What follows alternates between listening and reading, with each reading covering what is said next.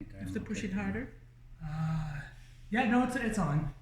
Hello, how are you doing? My name is Jeff Blomquist, and today I have my special guest, George McNeish, who has written this wonderful book, The Alternative to War. I don't know if you can see that right there. Put up there, and then put up there for this camera right here. And the book is a fictional account about an alternative to the Civil War, which I think is very amazing. And he's a historian himself, and you've really talked a lot about black rights or civil rights. Would you consider yourself a historian, or? That's kind of questionable because Okay. my history teacher didn't let me write fiction. Okay, but it's fiction, but it's based on historical events. So. Yes, there's a lot of history in it, and I did get into a lot of the history. Okay, so maybe I was. And that's why I often think so, because I wrote fictional history, that if my history teacher would have allowed me to write fiction, I would have done a lot better in school. Fair And enough. maybe that's where I didn't get it, because maybe a lot of what I wrote in history was fiction. But in all fairness, they say that history is written on the side of the winners, right? So I'm sure they have their own spin on what is historical fact, you know? And maybe you have something that can push back against that. That's actually a very good point, because that's what I find in the best of history. Mm-hmm. In the best of history, it's always told from a certain point of view, and it's really hard to know what. Excuse me. I'm going to just have a sip of water to get my throat cleared here. Okay, so you always have to do a lot of digging to find out what the actual truth was, and that's one thing that I found was easier to do in fiction, because you can portray things as they probably were without really having to prove it. Yes. And I think that's why Hollywood resonates with a lot of people, because you can feel free to identify with the characters without personally throwing it out there that you are those characters. So you can take what you want from certain characters and say, in certain scenes, you're like, yeah, no, I totally get why that person did that thing, but then maybe later in the movie when he becomes a villain, you don't identify with that character. You can do it at your own convenience, and it's a safe form in which to do it. Yeah, I think one of the challenges I had in the writing, I should turn this so they can see it. I can even hold up it if you'd like. No, that's fine. No, that's good. Yeah, No? okay. There you go. No, just leave it down here. Okay. So we don't want it in front of us. Fair enough. So one of the challenges in writing it is I found that I needed to not only get to know my characters, but I needed to become my characters. Mm-hmm. I needed to learn how to think. So probably one of the greatest challenges was to try to think like a slave owner and try to reason the way a slave owner would and react according to somebody who believed that he had the right to own another person. And can I dig that a little bit deeper? So from today's framework, would you think it's hard to humanize the slave owner because they're portrayed as such villainous characters? See, and the thing is, if you start doing that, then you lose the whole point, because they never saw themselves as villains. No.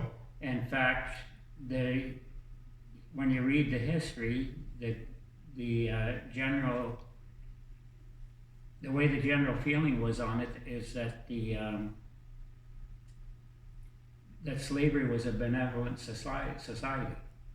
The slave owners were actually helping the slaves by giving them food and something to do and a place to stay, because they believed that they were a subspecies that wasn't capable of looking after themselves. Yeah.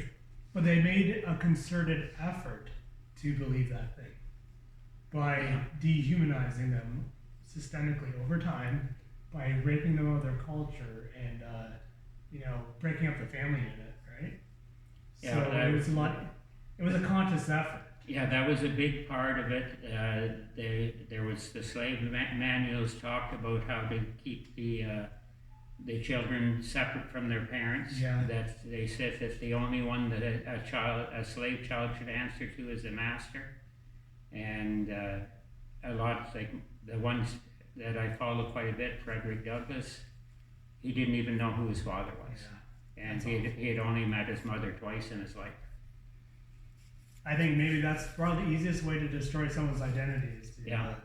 And it's attack the interesting, family, yeah. my current book I'm working on deals with the residential schools, and they did exactly the same thing with the Okay. residential schools, as they took the children away from the parents to get them away from the parental influence so they could mold the children the way they wanted. I think if you went, and this is just my interjection, you go back as far as the Bible, the family unit's been under attack since Cain and Abel. What's interesting, Yeah. that the family unit is again under attack Yeah. because of materialism, Mm-hmm. that parents want to both work very hard so they can give their kids all the things they didn't have when they were kids. But the one thing they're not giving them is the love that the previous generations got. Yeah. And they're having strangers come in and raise their kids Yeah. so they can go out and buy them material things. Yeah. But that's not what the kids need. And you want to know what I think the irony is? Almost a very cruel irony is the same kids that are spoiled with possessions resent the parents that have used those possessions in lieu of time. So they'll say, well, you were never there for me. And the father would be like, or the mother would be like, yeah, but didn't I give you this, this, and this? And they're like, yeah, but I didn't need that. I needed you. And it takes, these kids a long time to actually process that and realize that. It's usually in their early 20s or late teens where they say that. And it's just mind-blowing for the parents to hear because they're like, they think they're ungrateful, but it's cutting too because they realize, all this wasted effort to get these kids these things when all the kid wanted was me the whole time. See, what Sad. the thing is, what it's teaching the kids though is that material possessions are important and people aren't. Yeah, society has really hammered that, unfortunately. Yeah. So But it's the materialistic God. They worship money, and that's. I think it's pretty evident. It's hard not to see that. It's funny. We're coming across. Okay, but that's not what the book's about. No.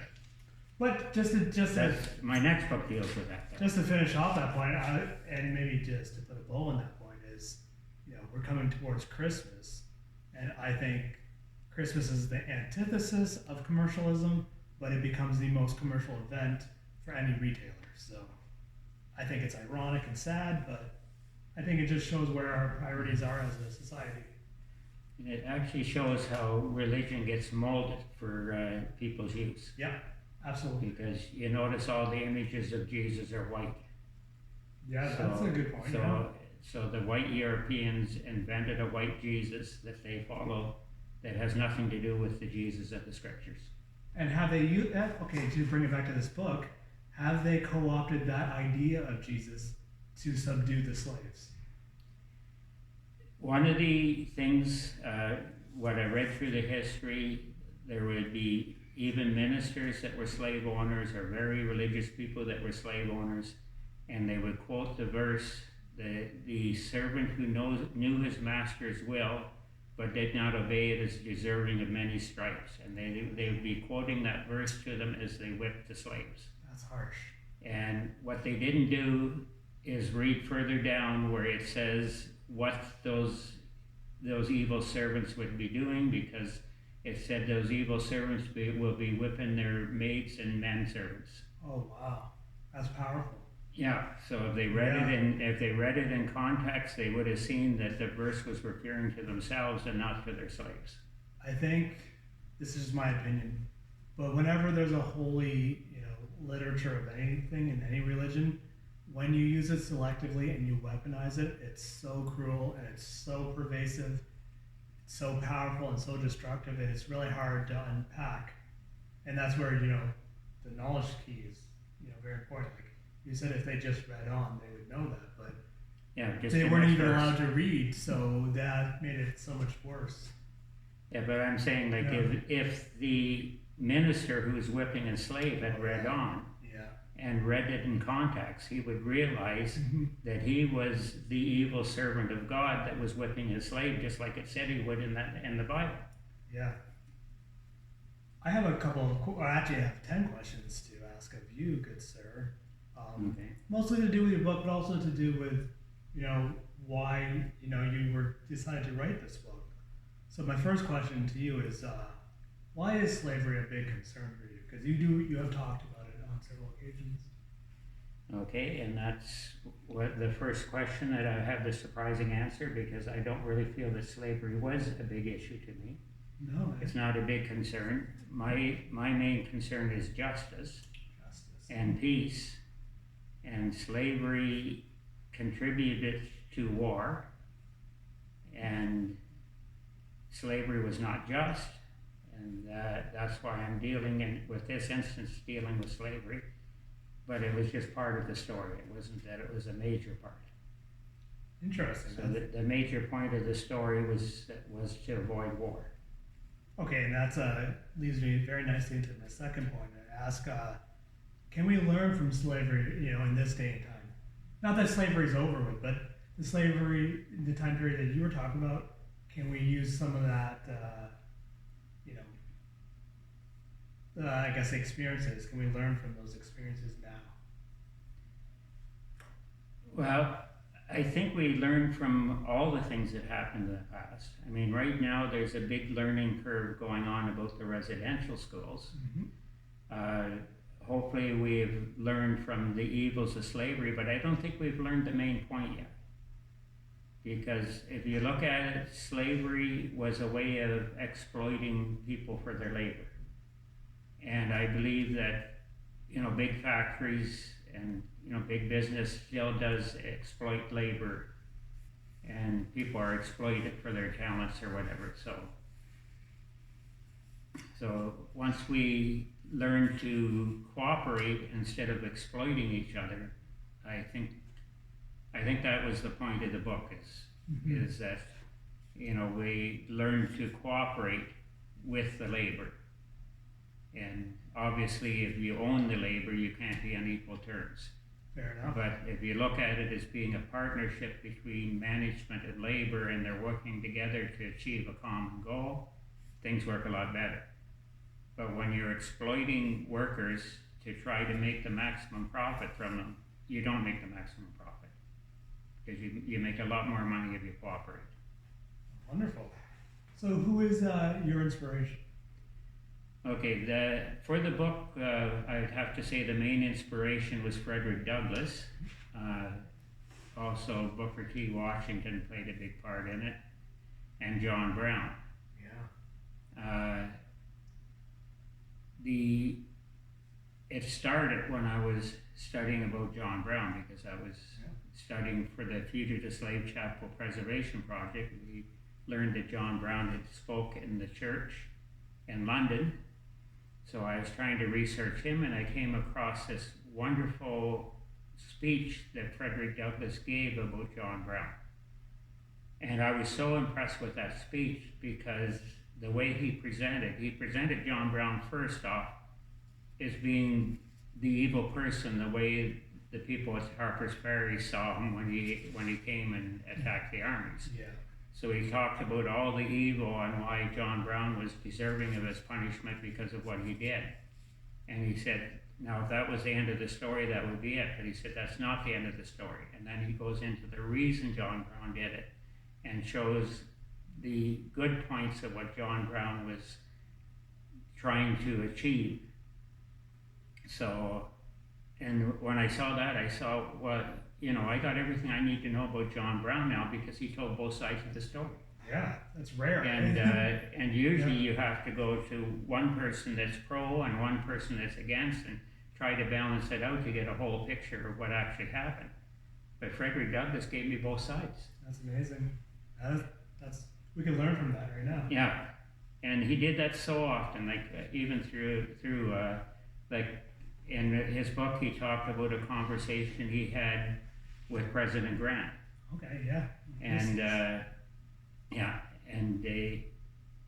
there was a friend of his that had given a talk in the parliament. I'm not sure what they call it in the States, but a speech in the government anyway, and it was against a point that both Grant and Frederick Douglass supported.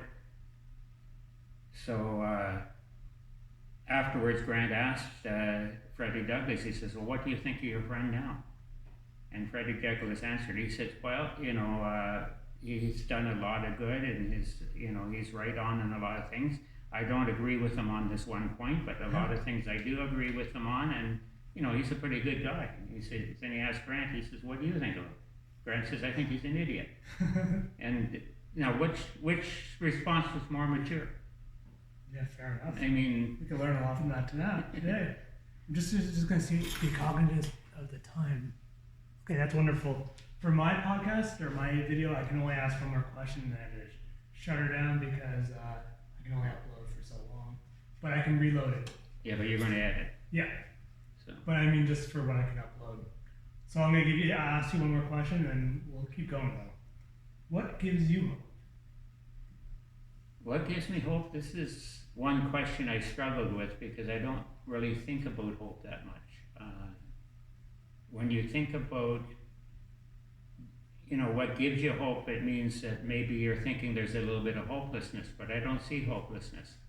I see God is in charge and things are going according to God's will, and whether we understand it or not, it's going to happen the way God has it planned, and I'm good with that. That's wonderful. I believe in the Heavenly Father is guiding us, and our job is to try to follow His will. I like that. So I just got to reset mine